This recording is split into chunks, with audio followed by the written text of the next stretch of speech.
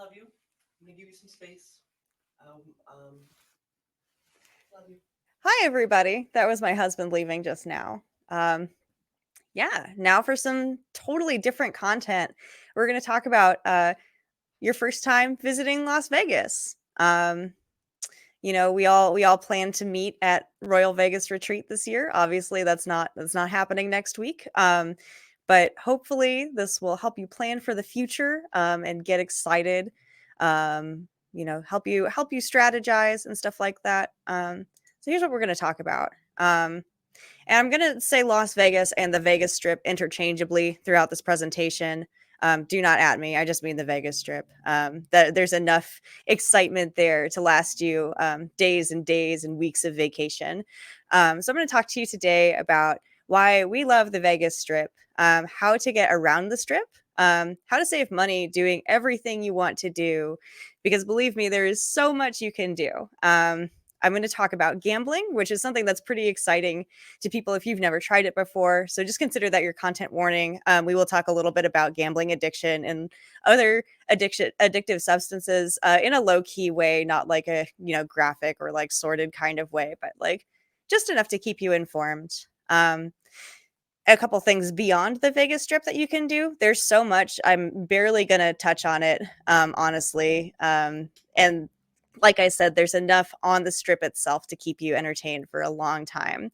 And some miscellaneous tips, some stuff that like I wish I had known my first couple times going. And I'll probably show you my vacation pictures. Because who doesn't want to show their vacation pictures to a captive audience? And then we'll open it up for Q&A. All right. So here's the big disclaimer, right? We're in a pandemic. Things are changing. Things are super different right now. Not all of this advice will necessarily hold for the future. Definitely things will be different. Vegas is known in particular for like buffet restaurants, right? So like those aren't really a thing right now. Those have changed pretty radically. It's unclear like if like say buffets are going to keep the format they have now, which why are you going to restaurants? Please stay home. Um, or if they'll, go back to the old way of things. It's also, this whole presentation is really anecdotal. It's based on what I like to do, what my experiences have been. It's not necessarily researched. It's just, me talking to you about why I think Vegas is cool and what I think you might like to do there. So let's get into it. Why do we love the Vegas Strip? And for me, it's like, just look at it. It's all lit up. It's beautiful. It's shining. This is like one of my favorite parts of the Strip in particular, this like sort of south-ish area where the MGM Grand is and Excalibur and the Park MGM and New York, New York. You can walk really easily between all these things. But I love vacationing in like crowded, kind of chaotic places. I don't mind being around a lot of drunk people. I love tons of excitement and variety. I love a break from the everyday. So for me, the Vegas Strip is absolutely like one of my favorite places to be. If I'm gonna drop work, if I'm gonna take the time to get on a plane and get out of town, this is where I want to be. Some people describe it as like Disneyland for adults.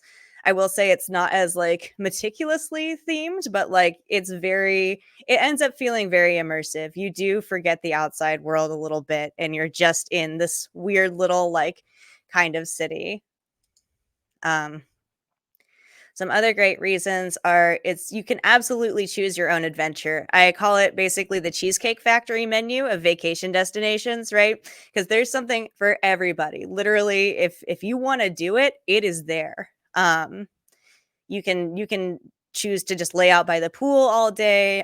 You can go to a spa. You can eat fancy food. You can eat food in food court, and you can go on thrill rides. You can gamble or you cannot gamble. You can see world-class entertainment. Like literally, whatever preference you have, you can have that met on the Vegas Strip. It's pretty affordable if you want it to be. In particular, flights are kind of affordable. There's plenty of flights leaving from every major airport in the United States that go to Las Vegas. it's, there's a lot of seats. Basically, there's a lot of seats that need butts in them. Las Vegas is built for high capacity, super high capacity. So you can get discounts on stuff.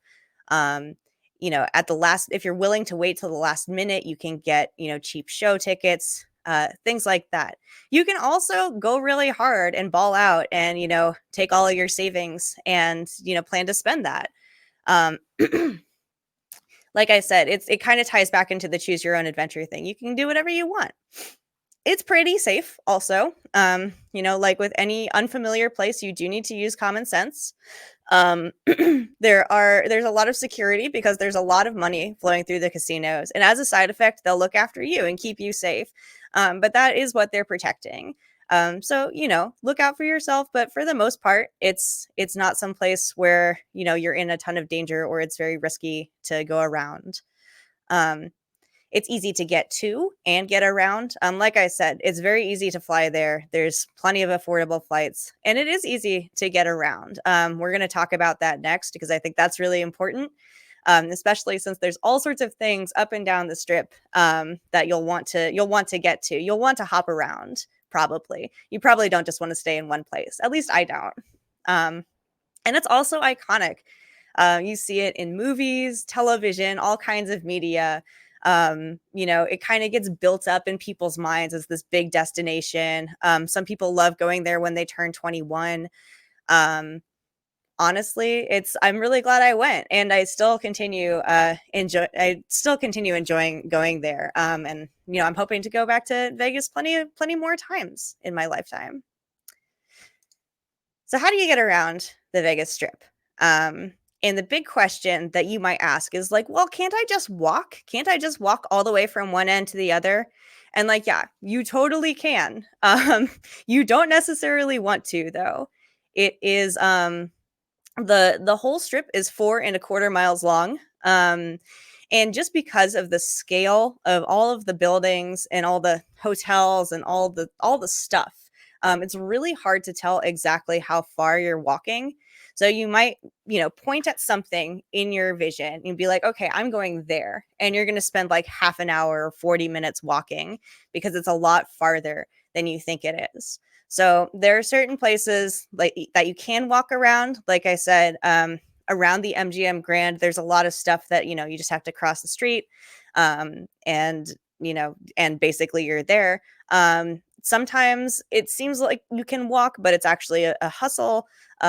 Or like if you're trying to walk there on a tight time frame, that's not necessarily what you want to be doing. So just plan for that. Just know that like even if you get there and you see it and you're like, okay, I can walk there, just double check that in your head. Possibly look it up on Google Maps so you can get the exact distance before you try and do it. Because it's I guarantee it's a little bit further than you think, and you don't want to be doing that if you're trying to get to a show on time, or if you have like a specific appointment to do something. You don't want to be like rushing because it's further than you thought it was. Luckily, there are great alternatives. The Las Vegas Monorail is great. It goes almost the whole length of the strip. It goes from the Sahara at the northernmost end, which is across from the stratosphere, all the way to the MGM Grand. And then past the MGM Grand, there are little trams or like smaller monorails that will take you from place to place. The monorail does cost money. You do have to buy a ticket. They are pretty affordable, and we'll talk about that in a bit. But it is worth buying like a multi-day monorail ticket if you think you're going to go a lot of places on the strip. And I do recommend hotel hopping because each hotel kind of has its own distinct aesthetic. So I think you will want to plan for that. Also, if you are staying at the MGM Grand, do know that the best weed store is by the Sahara. So you'll want to take the monorail to get to Relief. And there are, like I said, there are smaller trams. The Mirage and Treasure Island have a dedicated tram between them. There's a tram between the Bellagio, the Aria, and the Park MGM. And to get all the way to the southernmost end of the strip, where the Mandalay Bay is, there's like a little tram that you would cross the street to go to the Excalibur from the MGM Grand, and you take that between the Luxor and the Mandalay Bay. And those are generally free. Also, there's a little spur in the middle of the strip where like the Palms and the Rio are, I think.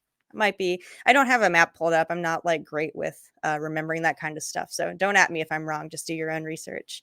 There's shuttles between those hotels as well. Definitely just check the hotel's website for the latest schedule when you plan to go. It definitely changes given the time of year and stuff like that. It the volume of tourism that they're expecting will affect the schedule. So definitely take a look at that. But other than the big Las Vegas monorail, usually those between hotels kinds of trams and shuttles and monorails and stuff like that, those are usually free. Just check before you go, before you plan on it. If you don't want to take the public options, there you can always do rideshare or hail a cab. Lyft and Uber work fine there. If you want to feel really special and famous, you could try like chartering a town car or something like that to take you from the airport.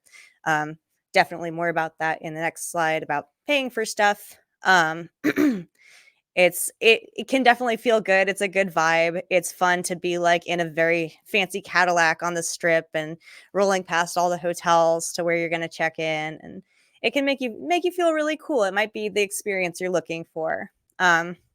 If you and a bunch of your friends want to go somewhere off the strip, then you might charter a shuttle or something like that, like a big van for all of you to ride in. That can also be really good. They're generally really reliable. There's, plenty of different companies, plenty of different options. So, read the reviews, price it out depending on how many people you want to go and where you want to go and how long you want to be out. And if you want to go to different places, it might be cost effective, and make sure to tip well.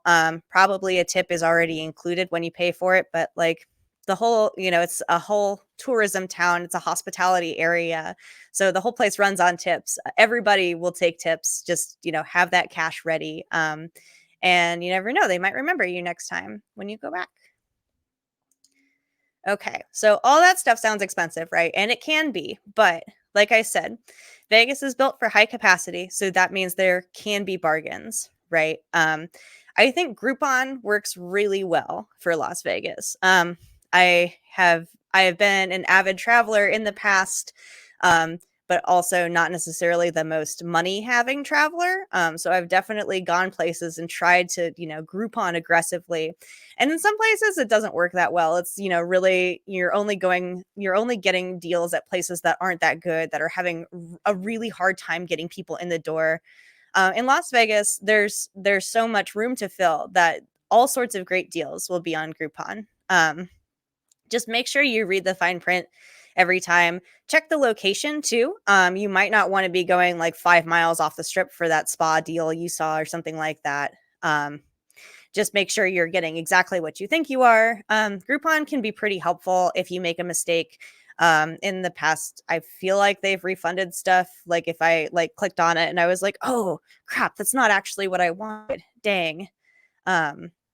So I've I feel like I've fixed that in the past. Maybe they aren't so generous these days, but just be smart. Don't be like me. Don't do what I did. Just read the fine print first and make sure you know what you're getting. But you can get deals for the aforementioned like shuttles and town cars and stuff like that. That's the only reason why I did something like that, because I found a good deal on it. Aside from Groupon, there is Vegas.com. This site has a lot of good Vegas specific deals, and mostly on shows. So if you want to see like Cirque du Soleil, if you want to see magic, if you want to see like an artist in residence, like a big pop star in residence, usually you'll want to go to Vegas.com for that. But like seriously, read the fine print, read the confirmations before you check out. I've had bad experiences that definitely culminated in me complaining about how did I get this hotel reservation for a date I'm not even going to be there. So be really careful. Their user interface can be a little tricky. Hopefully they've improved it since the last time I've tried it. 'Cause I haven't tried it so much since the one time I really screwed up. I also like Viator.com. They do more tours.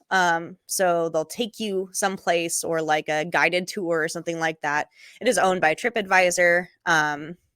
So like if you wanted to go see like the Grand Canyon in a tiny plane or a helicopter, this is where you would go to get a deal on that.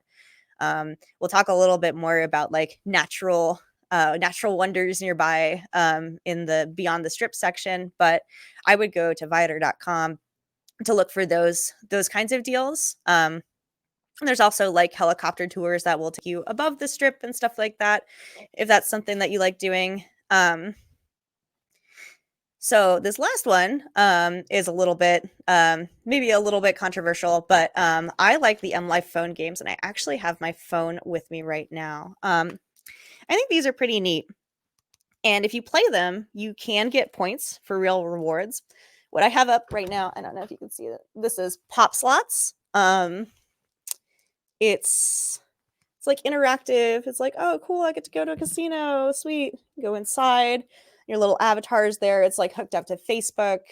And you go and this is why I think they're a little bit sketchy. I don't know if you can see that well, but it's trying to get me to spend money on chips that are not worth real money. It's very aggressive with microtransactions. But if you can put up with that, you can get some really sweet deals, some really great coupons on even, hotel room nights, tickets to shows, tickets to thrill rides, anything, and almost anything you want to do, discounts at restaurants, basically anything you can think of, you can get rewards points on there. There is some fine print around that, around like how many rewards you can have at once. And if you spend money on those games, you can have more rewards at once. If you want to try and exploit the microtransactions, that's your call. It might also give you a good gauge playing these little phone slot games. It might give you a good gauge if you think you're prone to gambling addiction, like if you have trouble putting the game down, or if you are like really, hearing the sweet, sweet siren call of the microtransactions. Don't do it. There's always more free chips. They'll always give you more free chips. But that could also be like a good thing to test out before you actually go. Just like understand what you're in for, and know that when you do see the bright, shiny lights, it's going to be a little bit even more difficult. But yeah, I like those games. The reward points are great. I recommend if you try that, you spend the rewards points on free play for real slots in real life. We'll get to that in a second. So, what can you do in Vegas? Wow, so many things. Literally anything you want. I keep mentioning thrill rides because I love thrill rides. I love roller coasters. I haven't actually ridden any roller coasters there. We did try a zip line one time. There is a zip line on the roof of the Rio Hotel, which was it was cool. It was kind of scary. It was really slow. And I realized I was afraid of heights as I was kind of getting in that chair. And I was like, oh, do I really like this? But it was cool anyway. If that's the kind of thing you like, then go for it. Definitely give the Ferris wheel a look. The Ferris wheel at the link is really, really pretty cool, especially the booze cars. Basically, the ride is like, I don't know, 20 some odd minutes long. I want to say like 26 minutes long. And if you pay for the booze car, it's like all you can drink. And all you can drink for, the duration of the ride. And they have a system and everything. It's pretty exciting. It does get pretty lit. They make sure everybody gets one drink first before, everyone gets seconds and thirds and fourths. Please do drink responsibly.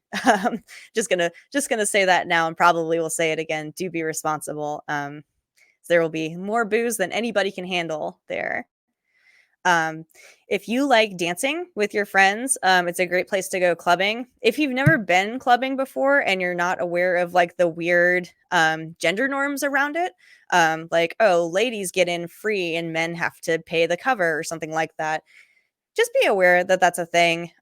Also, the cover might change depending on, how much tourism they're expecting at a given time of year.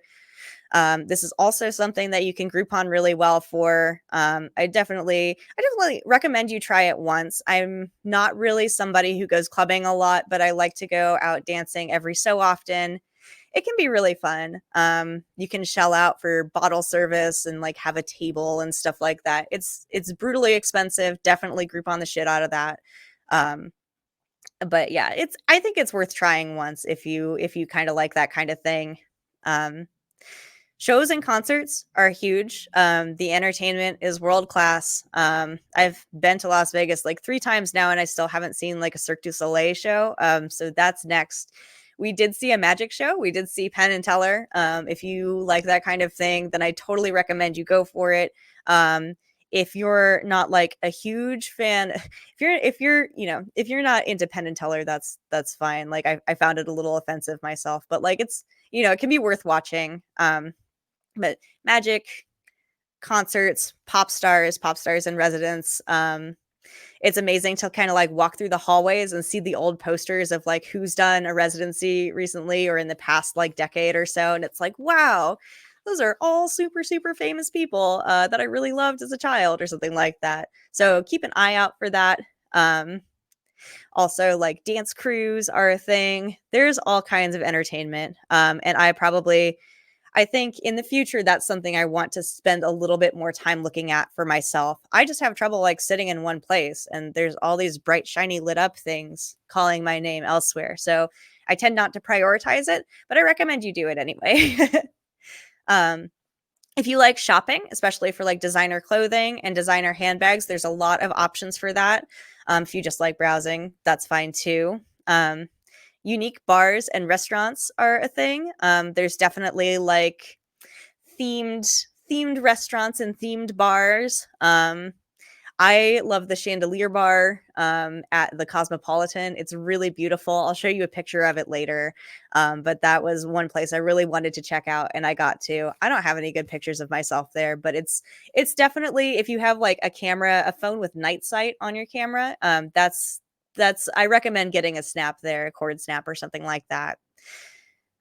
There's like little museums and exhibitions. There's this Hunger Games exhibition that's been going on for a while at the MGM Grand. So if you're into that kind of thing, that maybe the Titanic exhibition is more your speed. They also have like bodies and stuff like that, depending on which hotel you're at. My husband and I really want to see the Chihuly glass at the Bellagio, which I don't think is technically like a museum or exhibition or something you have to pay for. It's just around. So that sounds really cool to us. There's also, art museums and stuff like that. And there's like real, like legitimate museums that also have things that you might not be able to see at home, like classic cars or very old neon signs, organized crime museum, mob museum, stuff like that might be worth checking out. You will have to venture off the strip for it, but I recommend you do it anyway. Um, if you're not into gambling, but you do like bright, shiny, beepy boopy kind of ringy dingy kind of stuff, there are arcades everywhere. Um, I like to play pinball, and it's always fun to happen across a random pinball machine. We ventured into Kiss World, like the band Kiss. There was just this themed area that was all Kiss. And I feel like this was at the Rio, but I might be talking out of my butt right now. But we walked up and there was the Kiss pinball machine, and my husband and I just spent a good 20 minutes playing. Stuff like that is really fun, just good, spontaneous fun. But there's also like more fancy stuff like elaborate VR simulations. If you've never tried that, keep in mind that if you get motion sick, it might not be for you. It wasn't for me. So think about that. And I also like mini golf. I always remember when we went and played Twilight Zone blacklight mini golf at night. I think we were waiting to get into something, and we're like, "What should we do?" Oh, we walked past this mini golf earlier. Yeah, that sounds fun. Let's do it. So stuff like that. Really, for me, makes my vacation. The spontaneous moments where you walk by something and you're like, I need to check that out. And then you end up going back and doing it. It's pretty cool. There is an esports arena at the Luxor. I haven't checked that out, but it sounds really great. I know that's kind of a newish thing. Maybe I'm just behind the times, but that feels like a novelty for me. Also, Las Vegas is kind of piling on more and more sports teams. So if you like sports, and not just betting on sports, which also I recommend you do, it's really fun. If you like sports, that might be something you do. Um, I always put some time in my vacation to just chill by the pool or like go get some rubs, go get massaged at the spa or something like that, go sit in a hot tub.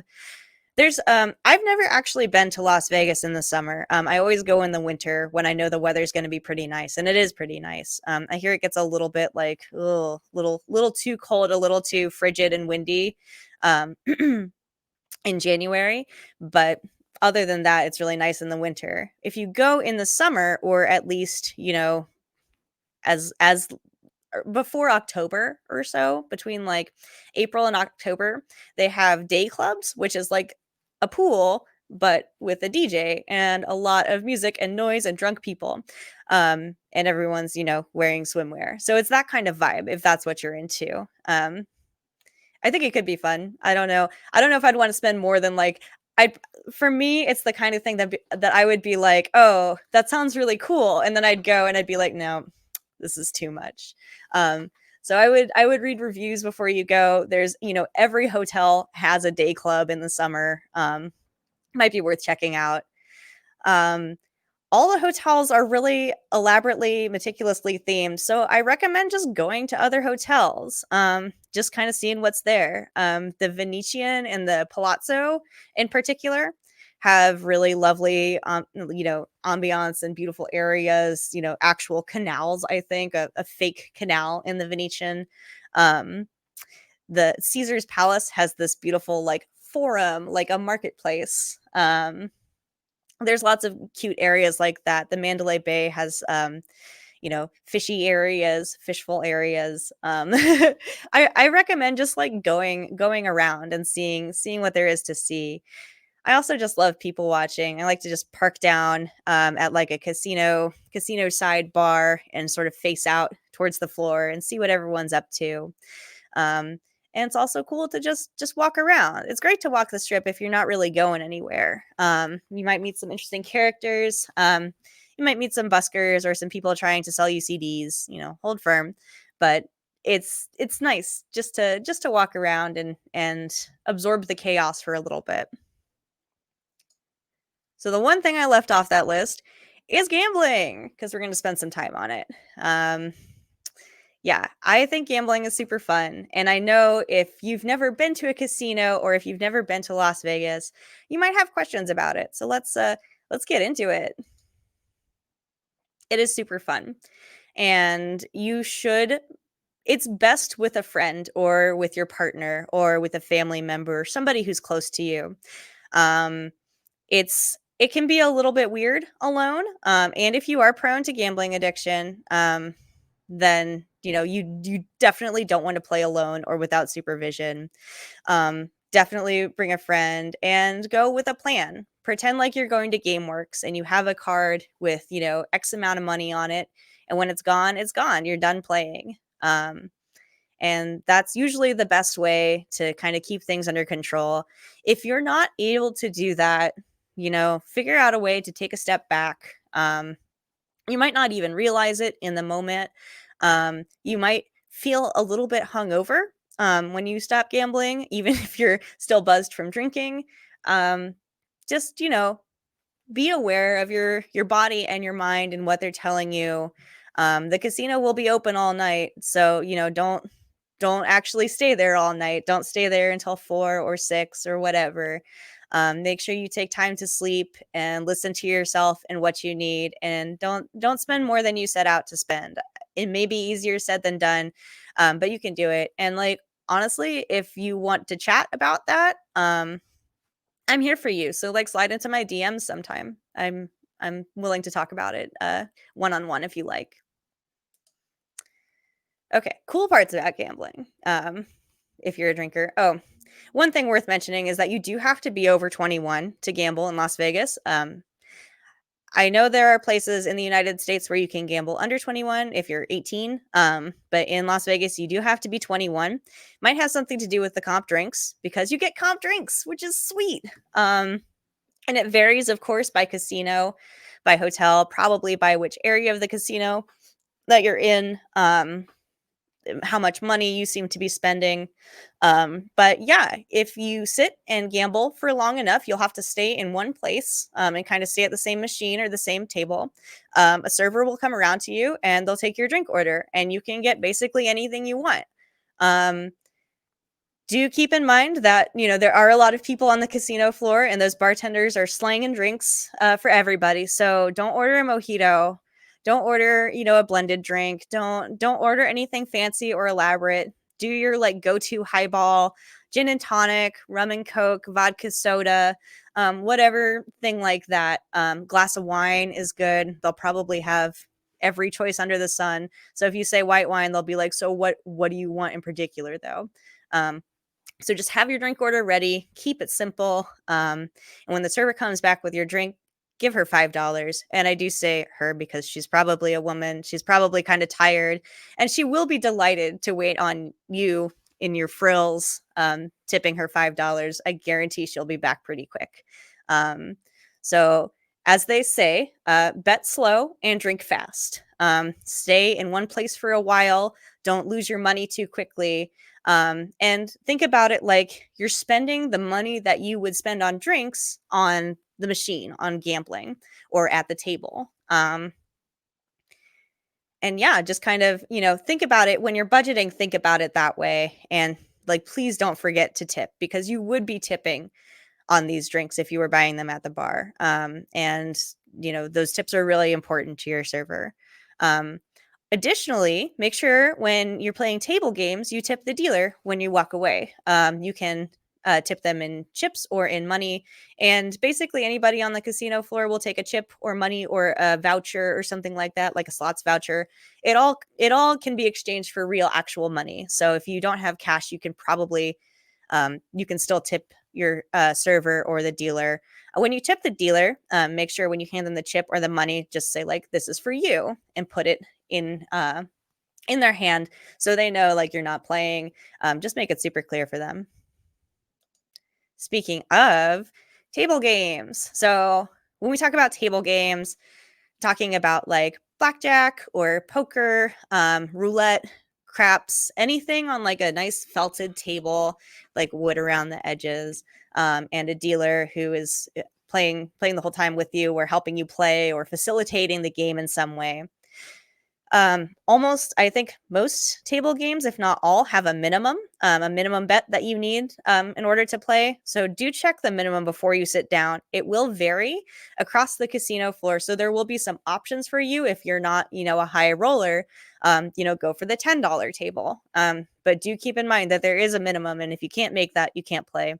So do look that up on the hotel's website or the casino's website in advance. All this information is out there to help you plan.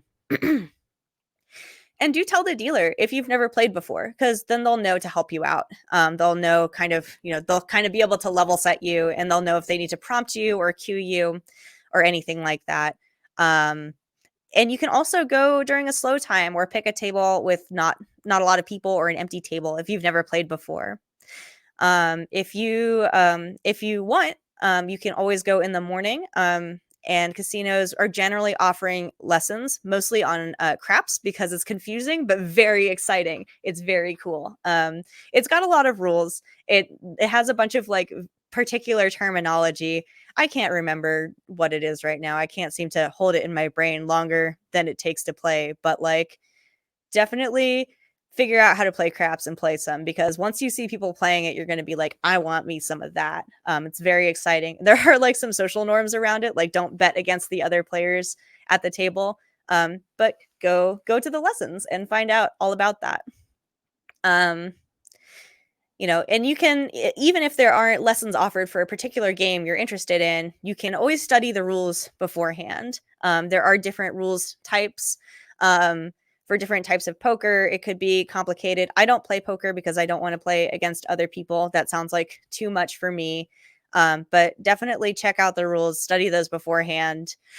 You can even, while you're at the table, use like a little card that has like all the probabilities of a given number or something like that to inform your play while you play blackjack. It's just math. It's public knowledge. It exists out there. Don't count cards. You'll get caught. So don't do that. But yeah, check in advance what games a particular casino offers and decide what you want to play and learn those rules. The great thing, and by great I mean terrible thing about table games, is that you can lose a lot of money really, really fast. You can blow your whole gambling budget in like 5 minutes. The last time I was in Las Vegas, I went with a bunch of my cool dude friends. I was talking about this last night. If y'all were listening. I think I was anyway. Maybe it was off the air. But anyway, I went with a bunch of my cool dude friends and they sat down at roulette and they just won and won and won. And I was like, okay, I'm gonna do that too. And I slapped my money down and then in 5 minutes I had nothing. So that's what the casino wants to have happen. So just understand that if you sit down, that might be what you're in for. But the cool thing about your friends winning at table games is it's super fun to watch. It's really exciting. You can cheer them on. If you're not actually playing, maybe don't sit down at the table unless it's really slow or it's an empty time or something like that.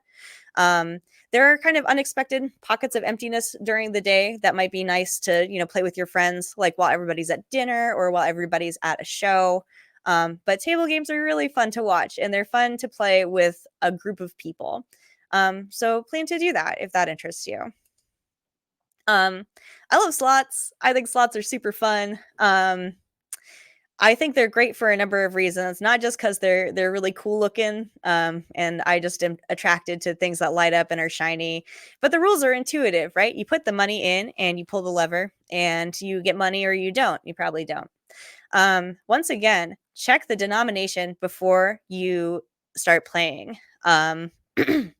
This has screwed over my husband a few times. I'm sorry, babe, if you're watching this. But it will say on the machine what the denomination is. And if it's penny slots, it'll say 1 cent. Nickel slots, 5 cents.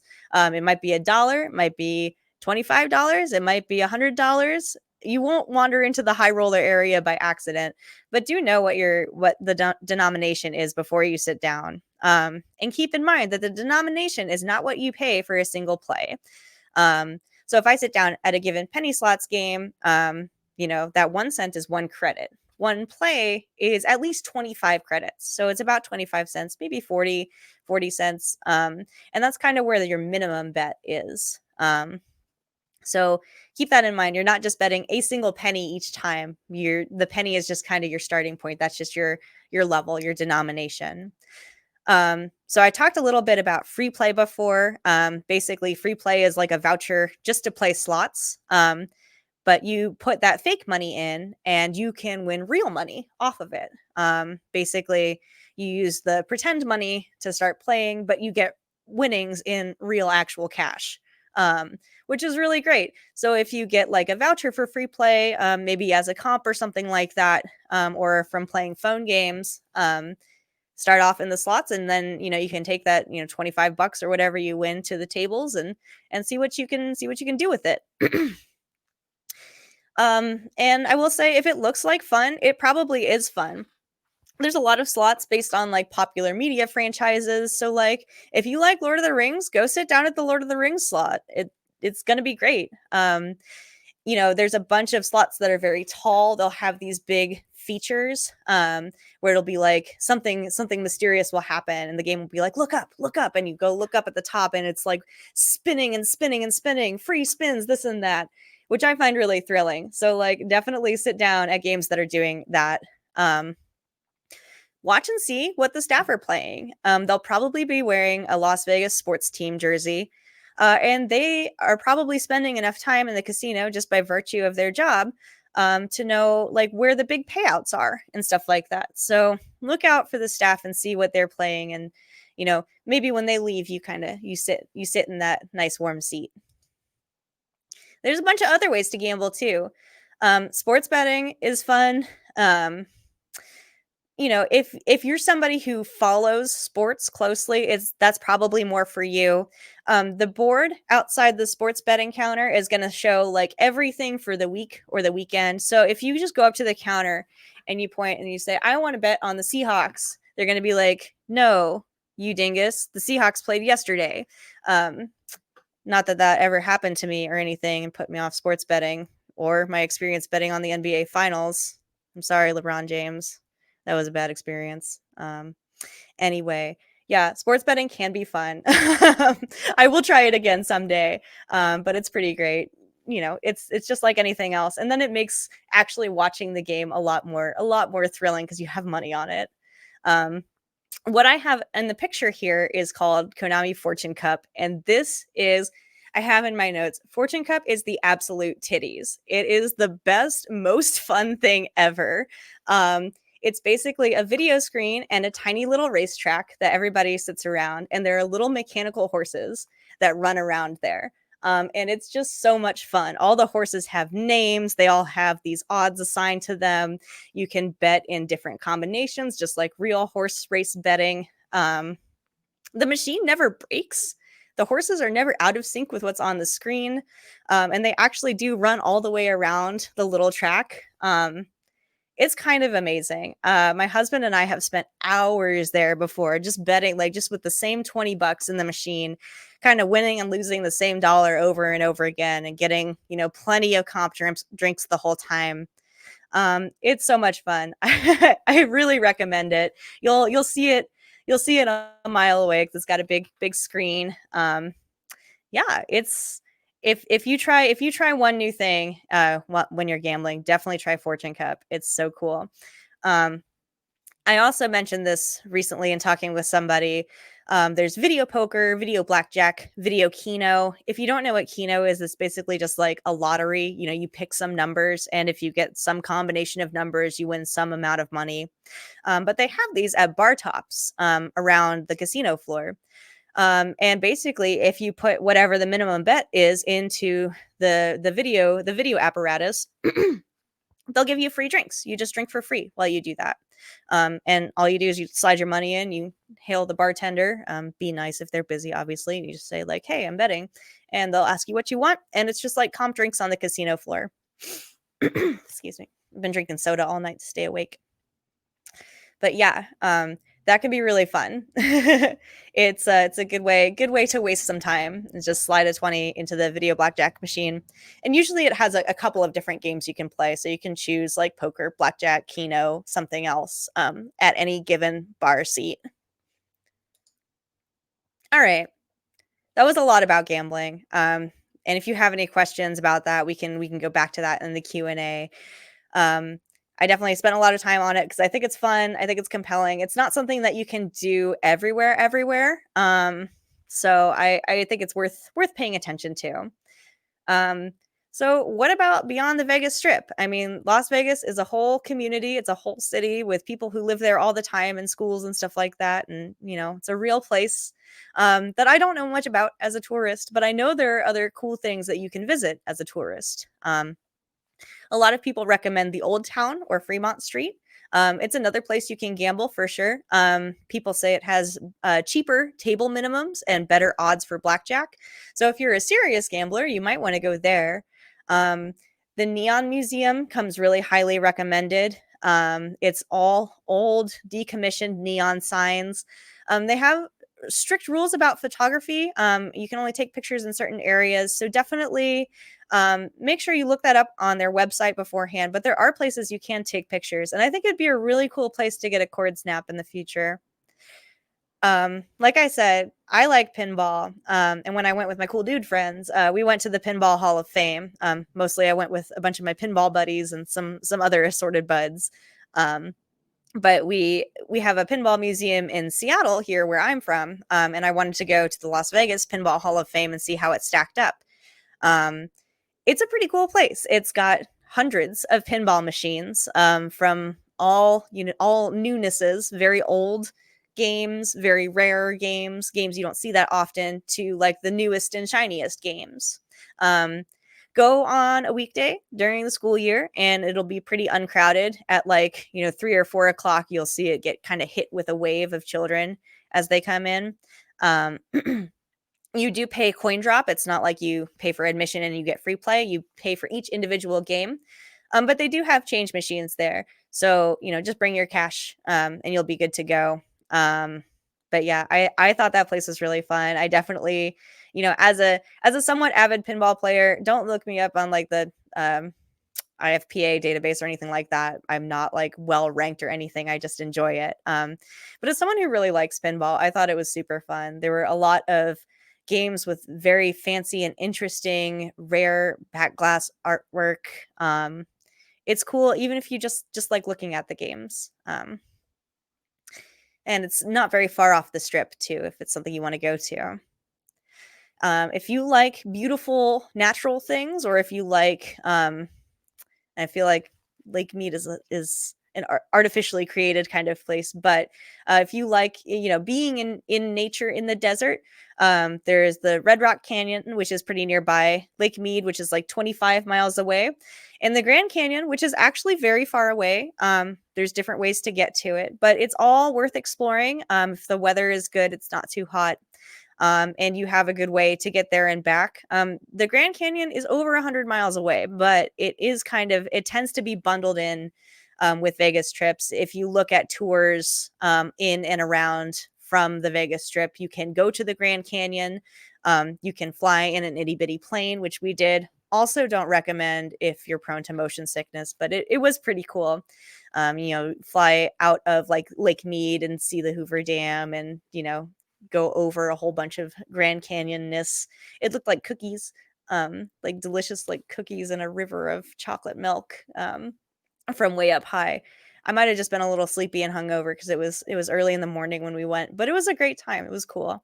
I'm kind of an indoor person myself. I'm not really an outdoor person. But if you like being out in nature, specifically like deserty kind of nature, definitely look into that. Yeah. The insider tips, stuff I would have liked to know, or stuff that I think you should know before you go. Excuse me. Just use common sense and keep yourself safe. Definitely, bring a buddy. Like I said, security is everywhere to protect the money that's flowing through. They'll probably keep you safe as well. But that's kind of a loaded statement in itself, right? So make sure you keep yourself safe and bring a friend so you can help keep each other safe. You're not their first priority. Don't walk away with a stranger. Don't buy drugs from strangers. Don't buy drugs from people you don't know in general. It's a party town. It's a place where you party, right? So that kind of interaction is something that's really possible there. So just be really careful, be safe, be smart. Don't walk off the end of the strip after dark. That is not a safe place to be at a safe time. There are people who are looking to take advantage of tourists. Just don't mess with it. Heavy stuff aside, make sure you get your cash before you go. Kind of, get your envelopes all together. Say this is for gambling. This is for this and that. Because there are ATMs everywhere in Vegas, but they all have ridiculous fees, like $10 or more, in addition to whatever your bank is going to charge you from using an out-of-network ATM. So especially if you bank with a credit union or something like that, get your cash in advance, and just figure that out before you go, because you do not want to be using those ATMs. Yeah. I never considered myself somebody who is sensitive to the taste of water. I am originally from Ohio, and lots of people have been like, "Oh, the water is gross here. The water is gross in Ohio, and maybe it tastes a little sulfury or whatever." But I've never noticed. Until I went to Las Vegas, I did not think I was sensitive to the taste at all. So, if you consider yourself sensitive to the taste of water, perhaps bring a Brita filter. It's definitely changes with the amount of rainfall and what time of year it is. But go ahead and bring like a filter and a pitcher and stuff like that, and kind of keep that filled. You'll want to stay hydrated the whole time. You really will. One thing to keep in mind that I haven't really talked about yet is that in casinos, generally in Las Vegas, people can smoke tobacco in there. So that can be really uncomfortable for people. I just quit smoking cigarettes, so I'm not looking forward to that in the future. So if you don't like being surrounded by cigarette smoke, or if you are very sensitive to it, but you're really interested in gambling, the Park MGM and the Nomad attached to it are have non-smoking spaces for gambling.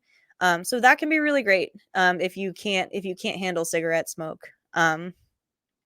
Speaking of, in certain parts of the US, marijuana is legal. Nevada is one of those places. So if you want to kind of try that, if it's not legal in your state, you totally can. Maybe if you're coming from another country, you might be used to something called consume on premises, which is where like you sit down at a bar and you smoke your joint or you have your edible or whatever. We don't really have that in the US yet in a big way.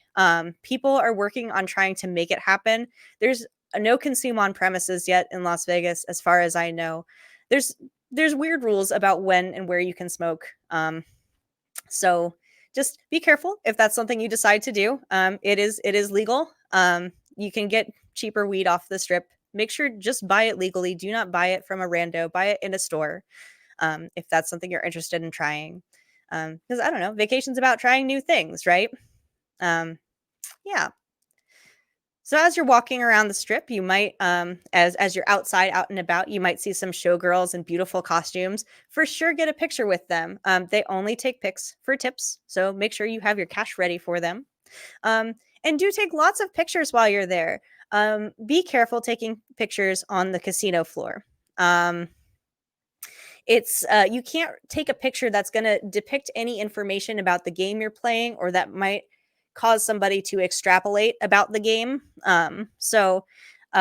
Pictures of you and your friends are usually fine. Like selfies are usually great. But if you're kind of taking too much of the table or of the machine, the dealer or somebody around security will stop you. Just be nice about it. They'll be nice too. So I managed to go slow enough that we don't have a ton of time left, but I did want to show you a couple of my favorite things. Um, like I said, the chandelier bar.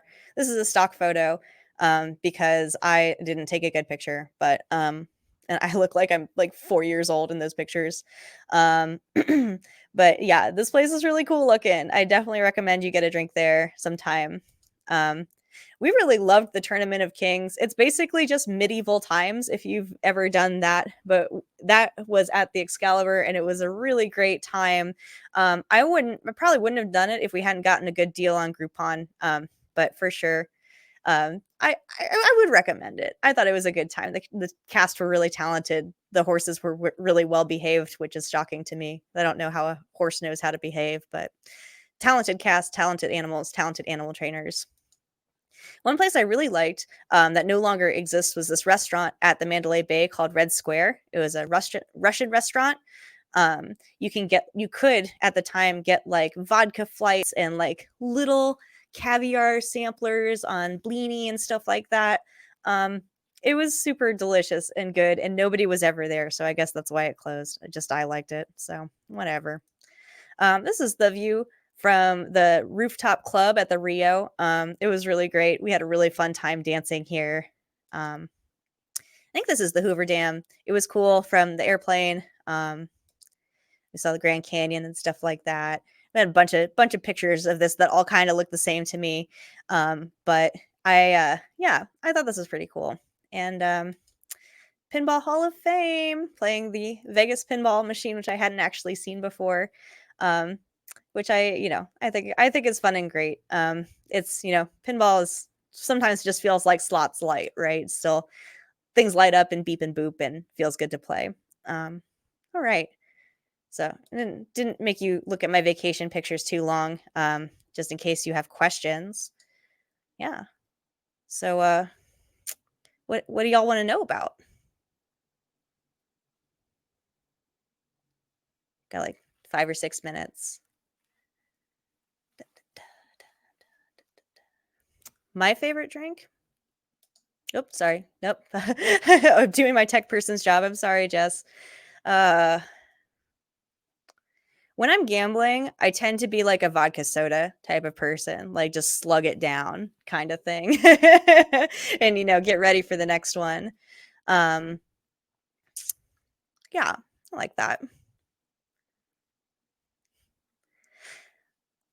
Would I say that the public is generally friendly to Lolitas, even if they were dressed in OTT suite? You might stick out a little bit. I think people will mostly ignore you because they're very drunk. They are generally friendly. They're generally fine. I did get one person who was very confused by me the last time I was dressed in Lolita. People might treat you as a spectacle, possibly, but just ignore them and move on. If they offer you a tip, take it. It's a good spot with a hot bath. I would say I would say a lot of the spas are very samey at the MGM resorts, but they do have nice hot tubs and steam areas. I love to like sit in a steam room and stuff like that. Um, yeah, I would say the spa at the MGM Grand or like the Luxor are perfectly good and fine. I tend not to be too picky about that stuff. I'm mostly looking for a good deal. Stamina issues for events like raves. Any advice for a long night out and staying vibing? Um, if you've ever seen those like little roll-up shoes, like you can get like little soft like fabric shoes that you can roll up and stick in your purse. I would make sure you have some like fake little shoes on hand, so you can take your heels off. Drink plenty of water. The same people who are serving you, fancy comp drinks and stuff like that, they will give you water. They'll give you a bottle of water. They're going to prefer to give you a bottle of water. So, that kind of loaded, maybe not the most ethical choice, but like, if someone gives it to you, take it. It's expensive, I guess. Make sure you get plenty of sleep. Don't plan too much. If you want to have a big night out partying, um, then make sure that like you don't have anything planned for the next day. Um, yeah, what else? I feel like that's not all of it. Eat plenty. Um, don't go out on an empty stomach. Um don't drink your dinner. Yeah, and I think Neo Rococo memes said it. If you're feeling kind of lousy, maybe a little weed will make you feel good. Kind of get you back in the game a little bit. There's no better cure for a hangover, in my opinion. Um, I think I saw something about buffets. Yeah. Um, so they are good. I love a good brunch buffet. I feel like we went to, I don't even remember where it was now. But I am seconding the Bacchanal buffet. It was great. It was really, really good. Yeah, some of them can be kind of samey. That can be, just like one buffet is the same as another. Also, my parents recommend, so this is a boomer recommendation, your mileage may vary, but my parents recommend for affordability and quantity of food, Hash House A Go Go. We haven't tried it, but my parents are like, oh my God, did you go to Hash House A Go Go? No, mom, I haven't. I haven't. I know you say it's good, but I haven't gone there yet. No hash there. Hash browns, maybe. Yeah. Whew. All right. Well, thank you all for hanging out, at the late night shift. Um, I'm always excited to talk about, Las Vegas and, tourism and how to have fun there. I really hope we can all meet there next year. Fingers crossed. It's not looking great right now for November 2021. But as far as Royal Vegas Retreat goes, we'll keep you posted. We'll still stay on track. For what we have planned right now, which is November 2021. But do expect that to change, and we'll make sure we treat you as fairly as possible, especially if you've already bought a ticket. We'll be as transparent as we can. Just keep in mind that I have no clue what's going on. If I had known there was going to be a pandemic, I would not have planned a huge, big new J Fashion event that requires everybody to travel. So, we're all staying hopeful. We're all cautiously optimistic, but like the situation is still changing. So, what we ask now is, do your part. Keep staying home if it makes sense to do that, if you can do that. Um, hi, Evergreen Frog. Yeah. I know them. Yeah. Um, but yeah, we're looking forward to seeing you all next year if we can do that. So thanks for hanging out, and yeah, hope to see you all in Vegas. Bye, y'all.